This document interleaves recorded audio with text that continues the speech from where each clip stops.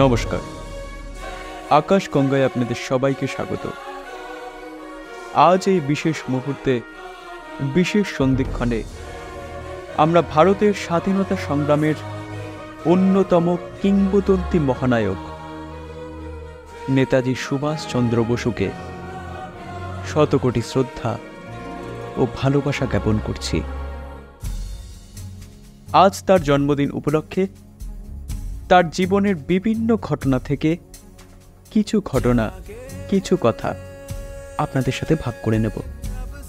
আশা করি এই স্বল্প পরিসরের মধ্যে আমাদের এই প্রয়াসটুকু আপনাদের ভালো লাগবে।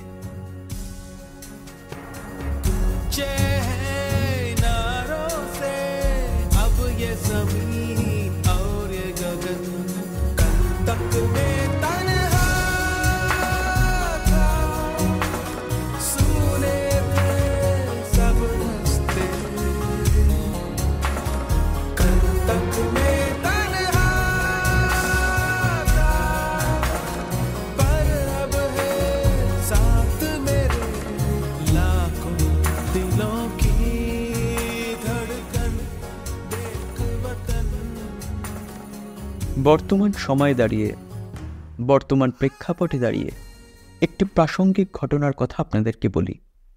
এই ঘটনাটা কোথাও না কোথাও আমাদেরকে ভাবতে বাধ্য করে, আমাদের অনুপ্রাণিত করে। কি সেই ঘটনা, কি সেই কথা? চলুন আপনাদেরকে এই ঘটনাটা একটু বলা যাক। 1943-এর শেষের দিকের সময় নেতাজি তখন সিঙ্গাপুরে দিবারাত্র পরিশ্রম করে চলেছেন। দিন রাত এক করে দিচ্ছেন। দিনে ভালো করে 4 ঘন্টা শুতে পারেন কি পারেন না। তো এমন একদিন সকালে নেতাজি ডিটেকশন দিচ্ছেন। এমন সময় অ্যাডজুটেন্ট এসে বললেন যে ব্রিজলাল জয়সওয়াল আপনার সঙ্গে দেখা করতে এসেছেন। তাকে কি আপনাকে দেখা করার অনুমতি দেব? তাকে কি বসতে বলবো? নেতাজি বললেন, যাও ব্রিজলালজিকে নিয়ে এসো। এই ব্রিজলাল জয়সওয়াল সিঙ্গাপুরের সেই সময় ধনী শ্রেষ্ঠ ছিলেন, প্রচুর সম্পত্তির মালিক, গুজরাটি চেট্টিয়ার। 3 পুরুষ ধরে বার্মা মুলুকে তারা একচেটিয়া পারিবারিক ব্যবসা করছে। শহরের অন্যতম মাথা তিনি। তো ভিতরে এলেন ব্রিজলাল জয়সওয়ালজি। ভারতীয় পোশাক, সিল্কের চোগা চাপকান। ভিতরে এসে যুক্ত করে নেতাজিকে নমস্কার করলেন। প্রত্যুত্তরে নেতাজিও নমস্কার করলেন এবং প্রথমেই বললেন, সুপ্রভাত। সুপ্রভাত জয়সওয়ালজি, আপনি নিজের থেকে আমার সাথে দেখা করতে এসেছেন, আমার খুবই ভালো লাগলো। এই তো আমি চাই আপনারা আজাদ হিন্দ ফান্ডে এসে যা দান করবেন তা নিজের থেকে এসেই দান করুন। আপনি সিঙ্গাপুরের ধনী শ্রেষ্ঠ ব্যক্তি, আপনিই তো আদর্শ স্থাপন করবেন। তা দানটা কি আপনি করবেন নাকি আপনার চেট্টিয়ার মন্দির কর্তৃপক্ষ থেকে এই দানটা করা হবে? তো ব্রিজলাল জয়সওয়াল বললেন যে দানটা চেট্টিয়ার মন্দির কর্তৃপক্ষ থেকেই করবে, কিন্তু একটা ছোট্ট আবদার আছে আমাদের। কি আবদার? না, আপনি যদি অনুগ্রহ করে ট্যাঙ্ক রোডে আমাদের মন্দিরে পদধূলি দেন, তাহলে আমরা সেখানেই চেকটা আপনাকে দিয়ে দেব। নেতাজি তৎক্ষণাৎ জবাব দিলেন, আপনি ভুল বলছেন ব্রিজলালজি, আপনি ভুল বলছেন। মন্দিরে আমি পদধূলি কেমন করে দেব? ভক্তদের পদধূলি তো মাথায় তুলে নিতে যাব। আপনি শুনে থাকবেন আমি মাঝে মধ্যেই রামকৃষ্ণ মিশনে যাই, কিন্তু সেটা ব্যক্তিগতভাবে সুভাষ বোস হিসেবে। কিন্তু আজাদ হিন্দ ফৌজের সর্বাধিনায়ক হিসেবে কখনোই কোনো ধর্মীয় সম্প্রদায়ের মন্দিরে যাওয়া আমার পক্ষে সম্ভব না। এই কথা শুনে তখন ব্রিজলালজি বলছেন, কেন নয় নেতাজি, কেন নয়? আপনি তো একজন হিন্দু। না, নেতাজি বলছেন, না, সুভাষ বোস হিন্দু, কিন্তু নেতাজি শুধুমাত্র একজন ভারতীয়। ব্রিজলালজি বলছেন, তাহলে সুভাষ বোস হিসেবেই আসুন। যাব, তবে ফৌজি পোশাকে নয়। তখন কিন্তু আমি টাকাটাও আপনাদের থেকে নিতে পারবো না। নেতাজির সাফ কথা, না হয় মন্দির কমিটির সঙ্গে পরামর্শ করে আমাকে জানাবেন। আজকে আপনি আসুন, ধন্যবাদ। তো এই ঘটনার পর মাথা নিচু করে ব্রিজলাল জয়সওয়াল চলে গেলেন। তো ব্রিজলাল জয়সওয়াল চলে যাওয়ার পরে ফাঁকা দেখে ঘরটাতে অ্যাডজুটেন্ট নেতাজিকে একটা প্রশ্ন করলেন। তিনি বললেন, নেতাজি, এই শর্তে কিন্তু তিনি কখনোই রাজি হবেন না। তার মানে কিন্তু কয়েক লক্ষ টাকা আমাদের হাত থেকে চলে গেল। শুনে নেতাজি বলছেন, তোমাদের নেতাজির বিবেকের দাম, তোমাদের নেতাজির বিবেকের দাম কয়েক লক্ষ টাকার থেকেও বেশি। আপনার উত্তরটা দেখুন। যার কাছে বিবেকটা বড়, জাতীয়তা বোধটা বড়, টাকাটা বড় নয়। তো পরদিন কি হলো? পরের দিনই ব্রিজলালজি আবার ফিরে এলেন, সঙ্গে ওই মন্দির কমিটির আরো 5-6 জন কর্মকর্তা। ওদের সকলের তরফে ব্রিজলাল জয়সওয়াল বললেন, আমরা আপনাদের সবাইকে নেমন্তন্ন করতে এসেছি, সবাইকে। আপনারা যাবেন কিন্তু নেতাজি? বলুন, কবে যাবেন আপনারা? নেতাজি বলছেন, আমার মুসলমান ও খ্রিস্টান বন্ধুরাও কিন্তু আমার সঙ্গে যাবে। ব্রিজলালজি বলছেন, আর নিশ্চয়ই যাবেন, নিশ্চয়ই যাবেন, সেই জন্যই তো আমি আবার এলাম। আমি ভেবে দেখেছি নেতাজি, মায়ের চোখে ওরা মুসলমান নন, খ্রিস্টান নন, ওরা বন্দিনী মায়ের মুক্তিযোদ্ধা। আমরা ফুল দিয়ে অর্ঘ্য দিই, তারা বুকের রক্ত দিয়ে অর্ঘ্য দেয়।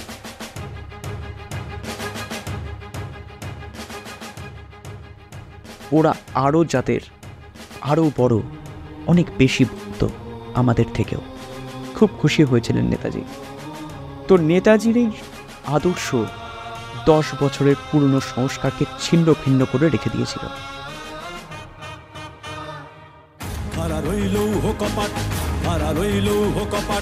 ভেঙে ফেল কর রেলোপাট, রক্ত জমাট শিকল বোঝার পাষাণ বেদি।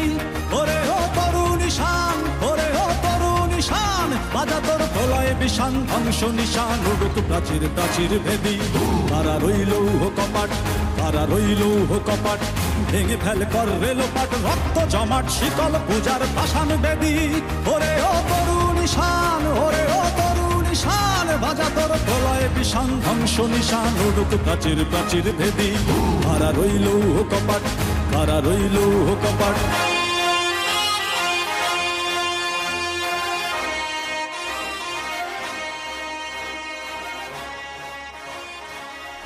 সেদিন সিঙ্গাপুরের চেট্টিয়ার মন্দিরের দ্বার সকল ভারতবাসীর জন্য একদম উন্মুক্ত করে দেওয়া হয়েছিল, সবার জন্য। তো সিঁড়ির ধাপে পাশে নেতাজি খুলে রাখলেন তার মিলিটারি টপ বুট। দেখা দেখি নগ্নপদ হলেন নিষ্ঠাবান খ্রিস্টান আয়ার, ধার্মিক মুসলমান কিয়ানি আর হাবিবুর রহমান। মন্দিরের পুরোহিত প্রত্যেকের কপালে এঁকে দিলেন হোম শিখার জ্যোতি তিলক। সবাই ভক্তি ভরে প্রণাম করলেন দেবীকে, কারণ দেখছেন নেতাজি প্রণাম করছেন, কাজে সবাই তখন ভক্তি ভরে প্রণাম করলেন। সমবেত কণ্ঠে উঠল একটাই কথা, জয় হিন্দ, জয় হিন্দ, জয় হিন্দ।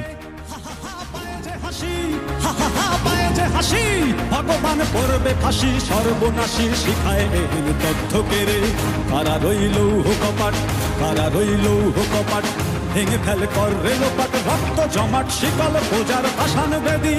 ওরে ও তরুণ নিশান, ওরে ও তরুণ নিশান, বাজা তোর প্রলয় বিষান, ধ্বংস নিশান উড়ুক প্রাচীর প্রাচীর ভেদি। কারা রইল কপাট, কারা রইল কপাট। নেতাজি সুভাষচন্দ্র বসুর সাথে অ্যাডলফ হিটলারের সাক্ষাৎকার এক বিশেষ নাটকীয় মুহূর্ত তৈরি করেছিল এক বিশেষ অধ্যায়। কিন্তু এই সাক্ষাৎকারের পিছনেও একটা সুন্দর ঘটনা লুকিয়ে রয়েছে। এই সাক্ষাৎকারের মধ্যেই নেতাজি সুভাষচন্দ্র বসু হিটলারের সাক্ষাৎকার কিছু কথা বলেছিলেন, যা তার জীবনে গভীরভাবে রেখাপাত করেছিল। কি সেই ঘটনা, কি সেই কথা, আসুন জানা যাক। তো বার্লিনের সুসজ্জিত ঘরে বসে বই পড়ছেন একজন ব্যক্তি। ঘরের ভেতরে বাইরে সশস্ত্র উর্দিধারী মানুষেরা। এই উর্দিকে এতদিনে চিনে ফেলেছে গোটা বিশ্ব। 40 দশকের শুরুর সময় তখন বার্লিন অর্থাৎ জার্মানি, তার মানেই হল মূর্তিমান শয়তান, মূর্তিমান আতঙ্ক। কারণ নাৎসিদের হুঙ্কারেই তো তৈরি হয়েছিল দ্বিতীয় বিশ্বযুদ্ধের প্রেক্ষাপট। আর এমন পরিস্থিতির মাঝে বসে আছেন এক ভারতীয় ব্যক্তি। মাথার চুল একটু পাতলা হয়ে গেছে, হালকা করে টাক দেখা যাচ্ছে, কিন্তু শরীরের সেই টান টান ভাব, চশমার আড়ালে লুকিয়ে থাকা চোখে এক অদ্ভুত জ্যোতি। বসে আছেন, বই পড়ছেন, অপেক্ষা করছেন কখন তিনি আসবেন। অবশেষে তিনি এলেন। সামরিক পোশাক, বুকে নাৎসি স্বস্তিক চিহ্ন, আর বিখ্যাত সেই মাছি গোঁফ। সামনেই দাঁড়িয়ে আছেন স্বয়ং ফুয়েরার অ্যাডলফ হিটলার, আর চেয়ারে বসে রয়েছেন নেতাজি সুভাষচন্দ্র বসু। কিন্তু সুভাষচন্দ্র বসু জায়গা ছেড়ে উঠলেন না। এই কি ব্যবহার, এই কিরকম ভদ্রতার পরিচয়? তখন তিনি বলছেন, ইনি হিটলার নন, ইনি একজন বহুরূপী। এরপর আরও একজন এলেন। তখনও সুভাষচন্দ্র বসু চেয়ার ছেড়ে উঠলেন না। ঘটনাটার পুনরাবৃত্তি চলতে লাগল। এমন সময় হঠাৎ একটা হাত সুভাষচন্দ্র বসুর কাঁধে নেমে এলো। এবার তিনি উঠে দাঁড়ালেন এবং তার হাতটাও বাড়িয়ে দিলেন। হ্যাঁ, এইবার তার সামনে যিনি দাঁড়িয়ে রয়েছেন তিনি স্বয়ং আসল ফুয়েরার অ্যাডলফ হিটলার।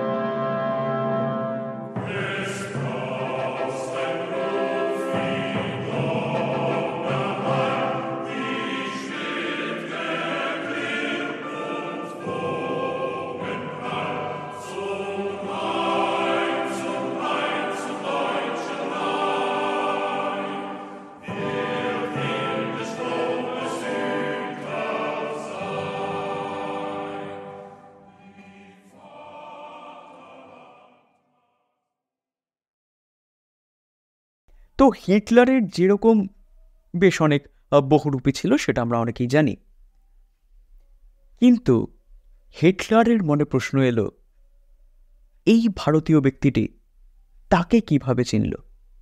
তিনি কি তাকে কোথাও দেখেছেন, নাকি তার সম্বন্ধে বা তার কোনো ছবি তিনি আগে থেকে দেখতে পেয়েছেন? তখন সুভাষচন্দ্র বসু হেসে একটা উত্তর দিলেন। তিনি বললেন যে তার পিঠে হাত রাখার মতো সাহস, তার পিঠে হাত রাখার মতো সাহস একমাত্র অ্যাডলফ হিটলারেরই আছে। একেই বলে আত্মবিশ্বাস, একেই বলে উপস্থিত বুদ্ধির এক অসাধারণ উদাহরণ।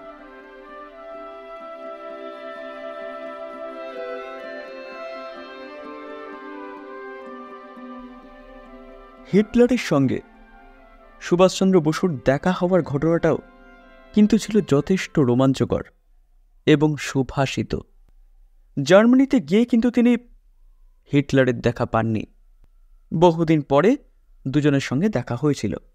সুভাষচন্দ্র বসুর সঙ্গে যে দোভাষী হিসেবে কাজ করছিলেন তার জার্মান বন্ধু অ্যাডম ফন ট্রট, অন্যদিকে স্বয়ং হিটলার এবং তার সঙ্গে রিবেনট্রপ হিমলার, এরকম বড় বড় উচ্চপদস্থ নাৎসি নেতারা। সুভাষচন্দ্র বসুর একটাই দাবি ছিল যে ভারতবর্ষ সম্বন্ধে জার্মানি এবং হিটলারের অবস্থানটা স্পষ্ট করা হোক। কেন? কারণ একদিকে যুদ্ধে তখন ভারতের সাহায্য দরকার, এবং অন্যদিকে দেখুন ইতালি, জাপান তখন রাজি হয়ে গেছে। এখন বাকি রয়েছে শুধুমাত্র জার্মানি এবং জার্মানের সেই কর্ণধার হিটলার। কিন্তু হিটলার সেই পথে হাঁটলেন না, কারণ জার্মানি তখন রাশিয়ার সমরাঙ্গনে বিশ্বযুদ্ধের চূড়ান্ত নাটকীয় মুহূর্ত চলছে। এদিকে ভারতবর্ষ তো অনেকটাই দূর, কাজেই সেদিকে মনোযোগ দেওয়া মানে বৃথা সময় নষ্ট করা, যেখানে জার্মানির স্বার্থ শুধুমাত্র বিঘ্নিত হচ্ছে। এরকম যুক্তি রাখলেন অ্যাডলফ হিটলার। কিন্তু নেতাজি সুভাষচন্দ্র বসু তিনিও তো নাছোড়বান্দা, তিনি কি করে এত সহজে হার মানবেন? কাজে তিনিও অনেক কিছু বোঝাতে লাগলেন। একটা সময় এই আলোচনার চূড়ান্ত পর্যায়ে পৌঁছায়। হিটলার নাছোড়বান্দা। অবশেষে সুভাষচন্দ্র বসু একটা কথা বলে ফেললেন। সেই কথাটা হলো, সারা জন্ম রাজনীতি করে কেটেছে আমার, আমাকে উপদেশ দিতে আপনার হবে না।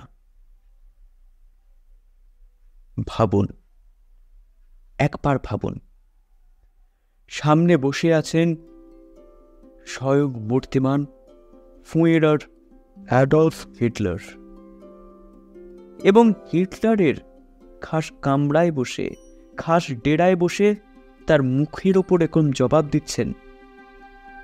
এরকম ভাবে নেতাজি সুভাষচন্দ্র বসু কতটা সাহস, কতটা মানসিক জোর থাকলে হয়তো এই কথাটা বলা যেতে পারে। যদিও এই কথাগুলো একটু হালকাভাবে অনুবাদ করেছিলেন তার সেই জার্মান বন্ধু ভন ট্রট, কিন্তু তার সেই উদ্যত ভাব, চোখ মুখের তেজ তো আর লুকানো যায়নি। জার্মানরা সেদিনই হয়তো চিনে ফেলেছিলেন এই বাঙালি বীর পুরুষটিকে। বাকি 5 জনের মতো ইনি সেরকম নন। হিটলার সেভাবে সাহায্য না করলেও তিনি কিন্তু সুভাষচন্দ্র বসুর বাকি পরিকল্পনাগুলোকে অবাধ ছাড় দিয়েছিলেন। তাকে ইচ্ছে মতো, স্বাধীন মতো কাজ করার তিনি পরামর্শ দিয়েছিলেন এবং সাহায্য করেছিলেন, এবং জার্মানিতে বসেই তিনি পরবর্তী কাজ শুরু করে দিয়েছিলেন।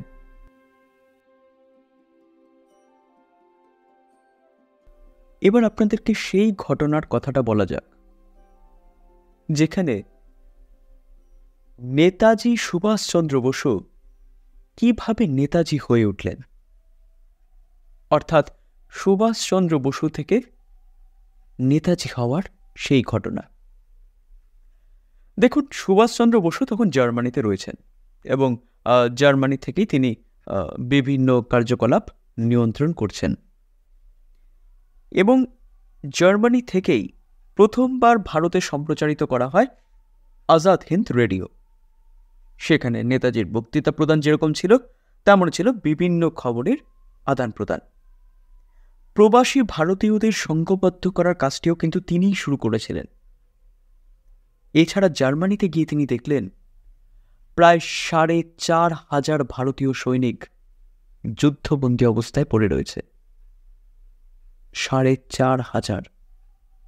এরা কি করছিলেন না, এরা দ্বিতীয় বিশ্বযুদ্ধের সময় ব্রিটিশদের পক্ষ থেকে লড়াই করছিলেন এবং জার্মানির নাৎসিদের হাতে বন্দী হয়ে, যুদ্ধবন্দী হয়ে কাটাচ্ছিলেন। সুভাষচন্দ্র বসুর শুধুমাত্র একটা অনুরোধে তৎকালীন নাৎসি বাহিনী এই 4,500 ভারতীয় সৈনিকদের মুক্ত করে দেয়। ভাবুন, একটিমাত্র লোকের কথায়, তার একটা কথায় 4,500 ভারতীয় যুদ্ধবন্দীদের মুক্তি করে দেওয়া হয়, এবং এই 4,500 ভারতীয় সৈনিকদের নিয়েই সুভাষচন্দ্র বসু প্রথম তার সৈন্যবাহিনী তৈরি করলেন এবং সুভাষচন্দ্র বসুর এই বীরত্ব দেখে সেই ভারতীয় সৈন্যবাহিনীর যারা সদস্য ছিলেন তারা তাকে নেতাজি বলে অভিহিত করলেন। তার সাহস, তার বীরত্ব নেতাজি উপাধি এনে দিল এবং তখন থেকেই সুভাষচন্দ্র বসু থেকে তিনি হয়ে গেলেন নেতাজি সুভাষচন্দ্র বসু। देखा जाएगा तन्हारा ही अपनी राह चलता जाएगा, तन्हारा ही अपनी राह चलता जाएगा। अब तो জাতি ও ব্যক্তিকে সমস্ত বন্ধন হতে মুক্ত করলে আমরা আদর্শ জাতি ও আদর্শ মানুষ সৃষ্টি করতে পারব। বন্ধুগণ, শৃঙ্খলা বা ডিসিপ্লিন না শিখলে আমরা কোনোদিন মানুষ হব না। বাঙালি জাতিকে শৃঙ্খলা বা ডিসিপ্লিন শেখানো সহজ নয়, কিন্তু এই দুরূহব্রত আমাদের উদযাপন করতেই হবে। বাঙালি জাতিকে সংঘবদ্ধ ও নিয়মানুবর্তী করে তুলতেই হবে। স্বাধীনতার পথ কোনোদিন সুখের পথ নয়। স্বাধীনতার পথ চিরকালই দুর্গম, বন্ধুর কণ্ঠকাশীর্ণ পথ। আমাদের সেবা, আমাদের নিষ্ঠা, আমাদের আত্মত্যাগ, আমাদের লাঞ্ছনা ও নির্যাতন ভোগ, এর ফলে দীন দরিদ্রা শৃঙ্খলিতা ভারতমাতা আবার রাজরাজেশ্বরী হবেন। স্বাধীন ভারত আবার ধনধান্যে পরিপূর্ণ হবে, জ্ঞান বিজ্ঞানে যশস্বী হবে। আমাদের সাধনা সার্থক ও সাফল্যমণ্ডিত হবে, আমাদের জীবন ধন্য হবে।